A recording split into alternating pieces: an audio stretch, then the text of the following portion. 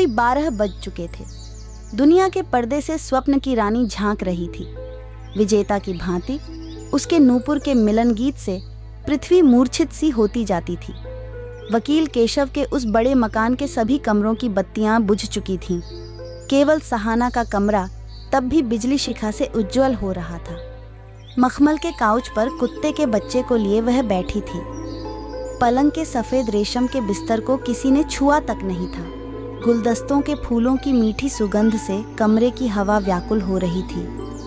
गुलाब जल से बसे पान के बीड़े अनादर से रकाबी पर ही सूख रहे थे।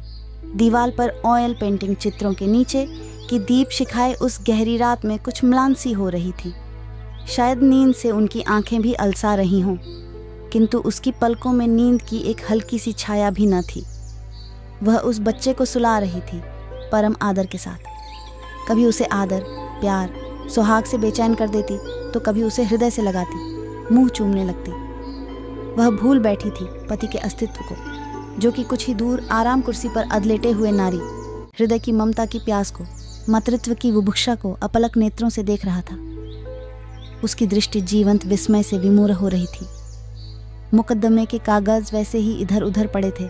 उस ओर ध्यान देने योग्य उस समय उसके मन की स्थिति नहीं थी। आज अचानक नहीं, परंतु कई दिनों से केशव शायद अपनी भूल कुछ कुछ समझ रहा था। एक अनजान दर्द, एक अपरिचित प्रभाव से यह कभी बेचैन हो जाता। चेष्टा करने पर उसकी समझ में बात नहीं आती कि वह व्यथा, वह अभाव किस लिए और क्यों है। वह अनजान सा बना रहता। पत्नी का दीर्घ श्वास, कुत्ते के प्रति उसकी वह लालायित दृष्टि केशव के अंतर के किसी गोपनीय अंश में आघात कर बैठी। जूही की झाड़ी आंखों के सामने से हट गई। मोती जैसे फूल बिखर गए। गत दिवस के वे रंगीले दृश्य चलचित्र के समान सामने अड़ गए, जहाँ की एक नारी रूप गंधपूर्ण अपने सुगठित यौवन की मदिरा भरे कलश को लेकर उसी के पैर तले बैठी वर्षों विनिद्र रजनी बिता दिया करती थी। नारी रूप उपासक के पैरों में अपने श्रेष्ठ मातृत्व तक को न्योछावर करने में जिसने विचार तक नहीं किया था। पति की तुष्टि के लिए जिसके नयन प्रत्येक रोम सदा खुशी की वर्षा किया करते थे। नूतनत्व विहीन संपूर्ण लुटी हुई नारी वह यही है। बाहरी जगत के तीव्र आकर्षण, करोड़ों कामों में पिसकर जिसे कि आज बासी माला की तरह दूर फेंक देना पड़ा है, वह दूसरी नहीं, यही है, यही जिसे कि आज इस विलासिता के अंदर तपस्विनी गौरी की तरह जागते ही रात बितानी पड़ रही है। कुत्तों और बिल्ली के बच्चों को लेकर माँ की प्यास। केशव जबरन ही हंस पड़ा, अपने आप को डांटने लगा। यह सब वह क्या सोच रहा था? वह आश्चर्य में था कि ऐसे विचार उसके मन में उठे ही क्यों। उस हंसी से सहाना चौकी। अभी सोओगे? बत्ती बुझा दूं? नहीं, अभी कागज देखना है। क्या रात भर काम ही करते रहोगे? 2 बज रहे हैं। किंतु अभी तक तो तुम्हारे खेल को देख रहा था। बुढ़ापे में कुत्तों के पिल्लों से खेलते तुम्हें शर्म नहीं आती? लोग कहेंगे क्या? सहाना ने सहमी हुई आंखें उठाई। उसकी माँ मर गई है, बच्चा दिन रात रोया करता है। आंसू छिपाने के लिए सहाना ने दूसरी ओर मुंह फेर लिया। एक दिन मरना तो सबको है, फिर कुत्ते बिल्ली के लिए यदि सभी आंसू बहा दोगी तो मेरे लिए बचेगा क्या? तुम फिर वही बातें करते हो। उसने अभिमान से मुंह फेर लिया। बहुत दिनों के बाद पति के मुंह से उसी भूले से परिहास को सुनकर वह विस्मित हो रही थी। गत प्रेम के दिनों का जीवन ही कितना था।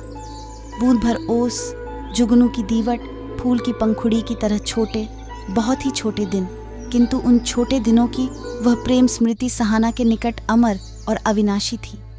बहुत दिनों के बाद उसने धीरे से कहा, मैं उन बातों को भूला नहीं हूँ सहाना, किंतु मैं कभी आश्चर्य करता हूँ, सोचता रहता हूँ कि जिस अंतर में कभी दिन रात प्रेम प्यार की पुकार उठा करती थी, आज चेष्टा करने पर भी क्यों नहीं उठती। शायद मेरा यौवन मर चुका हो। केशव का स्वर दर्द से भरा हुआ था। सहाना हंसी, उस हंसी की जाति ही निराली थी। पूजा के कमरे में आज से तुम मत जाना दुल्हन, सहाना की सास नर्मदा ने कहा। फूल चुनते चुनते वह रुकी। क्यों अम्मा जी, सवेरे हल्कू को दूध नहीं पिला रही थी? वह रो रहा था। साइस का लड़का रोए या मरे, अपने को क्या। बड़े घर में आई हो, जात पात का भी तो कुछ विचार किया करो। कहाँ वह जयसवारा और कहाँ हम ब्राह्मण? कुत्ते बिल्ली दिन भर लिए रहती हो, मेरे 1000 सर पीटने पर भी मानती नहीं। दिन पर दिन तुम हट्ठी होती जाती हो। ऐसा अनाचार मैं सह नहीं सकती हूँ। उत्तर देने के लिए सहाना के कंठ में शब्दों की भीड़ सी लग गई, किंतु फिर भी उसका उत्तर संक्षिप्त ही हुआ। वह 6 महीने का अबोध शिशु है अम्मा जी। मरते वक़्त दुखिया बच्चा मुझे सौंप गई थी। आज जैसवारा तो कल मेहतर के। बच्चे को उठा लाना। मेरे रहते इस घर में तेरा अधिकार ही कौन सा है? मेरे मत विरुद्ध यहाँ कोई काम नहीं हो सकता है। उसे अभी दूर कर दे। गृहिणी झुंझला पड़ी। नहीं। क्या नहीं? नहीं। नर्मदा के चिल्लाने से केशव भीतर आ गया। क्या है? भैया, मुझे तू काशी पहुंचा दे। क्यों माँ? क्योंकि मैं नौकरानी बनकर नहीं रह सकती हूँ। तुम्ही से पूछती हूँ, घर की मालकिन बहू है या मैं? केशव को चुप रहते देखकर माता जल उठी। कहो, मैं तुमसे सुनना चाहती हूँ। माता ने अपना प्रश्न दोहराया। तुम्हारे रहते हुए तो दूसरी कोई मालकिन बन नहीं सकती, परंतु उसे भी तुम्ही लाई हो और अधिकार भी दिया है। केशव की पूरी बातें सुनने का धीरज उस समय गृहिणी में था नहीं। नर्मदा ने कहा, तो तुम्हारे राज में आज क्या छमार भंगी के साथ बैठकर खाना पड़ेगा? ऐसा करने को तुमसे किसने कहा? तुम्हारी पत्नी ने। सवेरे से दुखिया के लड़के को उठा लाई है, कहती है उसे रखूंगी। क्या ये सच है? हाँ, उसकी माँ मुझे सौंप गई है, किंतु वह जैसवारा का लड़का है। इस घर में उसकी जगह कैसे हो सकती है सहाना? जैसवार के घर में जन्म लेना क्या उसका अपराध है? उत्तर दिया नर्मदा ने, ऊपर से लगी जवाब सवाल करने। तेरी हिम्मत देख देख कर मैं अवाक होती हूँ। दूसरी सास होती तो तुझ जैसी बांझ का मुंह भी न देखती। व्यथा से उसका चेहरा पीला पड़ गया। अपने को संभालकर सहाना ने कहा, मैं आपसे नहीं, उनसे पूछती हूँ कि यदि आत्मा अमर है, ईश्वर का अंश है और सभी में उसी एक पावन आत्मा का प्रकाश है, तो ये छुआछूत का प्रश्न उठा ही क्यों और कैसे? लोकाचार है, समाज का नियम है। जबकि उसी समाज में हमें रहना है, तब उसके नियमों को मानना भी जरूरी बात है। मैं कब कहती हूँ कि तुम निराले समाज में चले जाओ, किंतु पुराने की महिमा में मुग्ध होकर उसके कीचड़ को संदूक में भरकर रखने में कोई पौरुष, कोई श्लाघा नहीं है। प्रकृति के नियम से नित नई वस्तु बनती और मिटती है। पुराने में जो मिली वस्तु है, उसका सम्मान और रक्षा हम अवश्य ही करेंगे, परंतु बुरे को सदा त्यागने के साहस की कमी हम में कभी न हो, यह प्रार्थना मैं ईश्वर से किया करती हूँ। तो तुम इस नियम को खराब कहती हो? 1000 बार। आदमी आदमी को घृणा करेगा, यह निरी पहेली ही नहीं, अपराध भी है। मैं घृणा की बात नहीं कहता, केवल माँ के सम्मान के लिए तुम बच्चे को हटा दो सहाना। वह डर रहा था, क्योंकि स्वाधीन स्वभाव की पत्नी को वह भली भांति पहचानता था। नहीं। कुछ देर सोचने के बाद उसने कहा, नहीं, यह असंभव है। तुम्हारे और माँ के संतोष सम्मान के लिए अपने प्राण न्योछावर कर सकती हूँ, पर दूसरे के नहीं, और न उस वचन को तोड़ ही सकती हूँ जो कि उसकी मरण सेज पर मैं दे चुकी हूँ। सहाना, आज इस जीवन के अंत में तुम मुझसे क्या सुनना, क्या कहना चाहती हो? कुछ भी नहीं। उसने बालक को छाती से लगा लिया। जाते समय कहती गई, बच्चा भूखा है, इसे दूध पिलाकर फिर तुम्हारी बातें सुनूंगी। माता पुत्र स्तंभित से खड़े रह गए। सहाना, अलमारी की चाबी देना, कागज निकालना है। मंदिर के द्वार पर केशव ने पुकारा। कटोरे में चंदन पोंछकर शीला लौटी। एक दूसरे की ओर देखने लगे। उन दृष्टियों में प्रश्न था, तुम कौन हो, कहाँ से आए? उसी दिन से सहाना का मंदिर में जाना तथा रसोई आदि में जाना नर्मदा देवी ने बंद कर दिया था। ये बातें केशव जानता नहीं था, ऐसा नहीं। कदाचित अभ्यासवश फिर भी वह उस दिन मंदिर द्वार पर खड़ा हो गया। उसे स्मरण हो पाया कि रात में इसी शीला की बात सहाना कह रही थी। वह नर्मदा की अनाथ झाती कन्या थी, अविवाहिता थी। नर्मदा ने उसे बुला लिया था। चाबी तो मेरे पास नहीं है, मैं शीला हूँ, कल यहाँ आई हूँ। इस तरुणी की संकोचहीन बातों से केशव कम विस्मित न हुआ। वह उन आयत नयनों के सामने संकुचित हो रहा था। बोला, अच्छा तो मैं जाता हूँ। किसी तरह इतना कहकर वह भागा। भोजन के आसन पर बैठकर केशव विरक्ति से यहाँ वहाँ निहारने लगा। शीला थाली और कटोरों को रखकर पंखे से मक्खी भगाने लगी। रसोई ब्राह्मण बनाता था, किंतु भोजन के समय सहाना सामने बैठती थी। 2-4 तरकारियां भी पति के लिए अपने हाथ से बनाया करती थी, परंतु हल्कू के आने के बाद से गृहिणी उसे दूर रखकर स्वयं उन कामों को कर लिया करती थी, और आज उन्होंने शीला को अपना स्थान सौंप दिया था। केशव, करेले कैसे बने हैं? माता सामने आकर खड़ी हो गई। अच्छे, शीला ने बनाए हैं। बड़ी काम की लड़की है और वैसी ही नम्र शांत भी है। मैं जिस काम को कह देती हूँ उसे जी खोलकर करती है। आलू के बड्डिड्ढे भी उसी ने बनाए हैं। अच्छे बने हैं ना? हाँ, क्यों झूठ बोलते हैं? आपने उन्हें छुआ तक नहीं। शीला हंस पड़ी।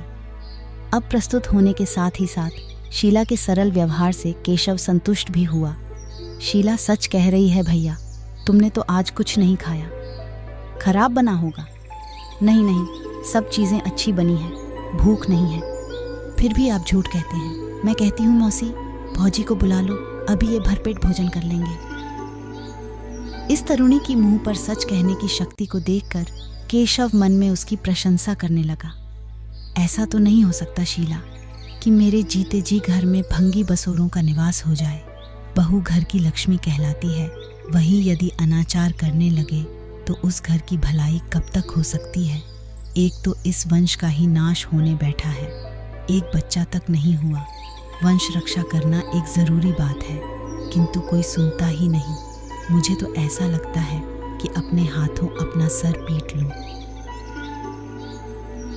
एक अनजान के सामने इन बातों की अवतारणा से केशव चिढ़ रहा था। फिर भी उसने हंसकर कहा, तो अपना सर पीटकर ही देख लो। क्या दांत निकालते हो भैया? मेरा तो जी जला जाता है। उसी की बात सब कुछ हो गई और मेरी बात को कोई पूछता तक नहीं। ऐसा तो नहीं है माँ। फिर तू ब्याह क्यों नहीं करता? विवाहित हूँ, इससे क्या हुआ?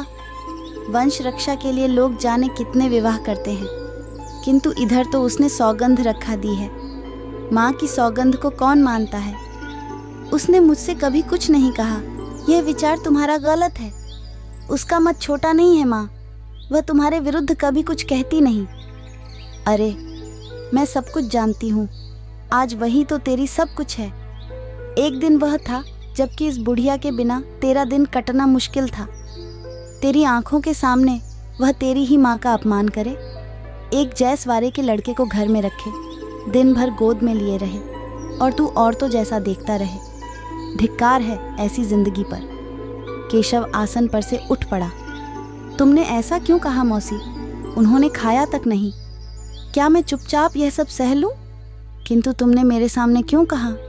यही बात उन्हें बुरी लगी। तुमसे सच कहती हूँ शीला, केशव ऐसा नहीं था। बहू ने उस पर जादू किया है। इस बार शीला अपनी हंसी न रोक सकी। वह हंसते हंसते लौटने लगी। तू हंसती क्यों है? इसमें हंसने की कौन सी बात है? तुम अंधेर करती हो मौसी। भला जादू भी कोई चीज़ है? फिर भौजी के लिए तो ऐसे विचार भी नहीं उठ सकते। उनकी बातचीत की रीति, उनकी शिक्षा ही निराले ढंग की है। वे हजारों में एक स्त्री हैं। तू भी ऐसा कहती है शीला? मैं तुझे अपना समझे हुए थी। मेरा भाग्य ही ऐसा है। शीला नर्मदा के गले से लिपट गई। नाराज हो गई मौसी? मल्लार रागिनी का आलाप लिए वर्षा तब पृथ्वी के सिरहाने उतर आई थी। घर द्वार तरु पल्लवों में उसके पैरों की हरियाली छाप पड़ने लग गई थी। उस हरियाली ने बूढ़े बट के नीरस हृदय तक को सजीवता के साथ ही साथ रसपूर्ण भी कर दिया था। वर्षा की इस अलसाई हुई संध्या ने केशव के निद्रालु चित्त में नवीनता का मोहक मंत्र फूंक दिया। वह धीरे धीरे सहाना के कमरे की ओर बढ़ा। बहुत दिनों के बाद द्वार को और पीठ किए वह आईने के सामने खड़ी बालों को संवार रही थी। बालों के गुच्छे कमर पर लहरा रहे थे। साड़ी का आंचल जमीन पर लौट रहा था। उसके ओंठों पर हल्की सी मुस्कान थिरक रही थी, वही रूप यौवन की मुस्कान। सहाना, उसकी पीठ पर हाथ रखकर प्यार से केशव ने पुकारा। आप? चंचल हरिणी की तरह वह लौटकर खड़ी हो गई। तुम तो शीला हो। सहाना, मेरी सहाना को तुम लोगों ने कहाँ भगा दिया? मैंने। किंतु दूसरे पल शीला सहम कर बोली, वे तो घर ही हैं, नीचे कुछ कर रही हैं। फिर तुम उसके कमरे में उसी की तरह इस आईने के सामने क्यों खड़ी थी? शीला के लिए यह एक अद्भुत प्रश्न तो था ही, और जो कुछ था वह था अपमान और तिरस्कार। फिर भी उसकी शिक्षा ने उसे आपे से बाहर होने से रोका। पार्ट 1 समाप्त हुआ। आगे की कहानी पार्ट 2 में देखने के लिए कथा संचार चैनल को सब्सक्राइब करके बेल नोटिफिकेशन ज़रूर से दबाएं, ताकि हम जब भी इस कहानी का दूसरा पार्ट रिलीज़ करें तो उसकी नोटिफिकेशन आपको सबसे पहले मिले। अगर वीडियो पसंद आई हो तो वीडियो को लाइक शेयर करके एक प्यारा सा कमेंट कर दीजिएगा। वीडियो देखने के लिए धन्यवाद। आपका दिन शुभ और आपका जीवन खुशियों से भर जाए।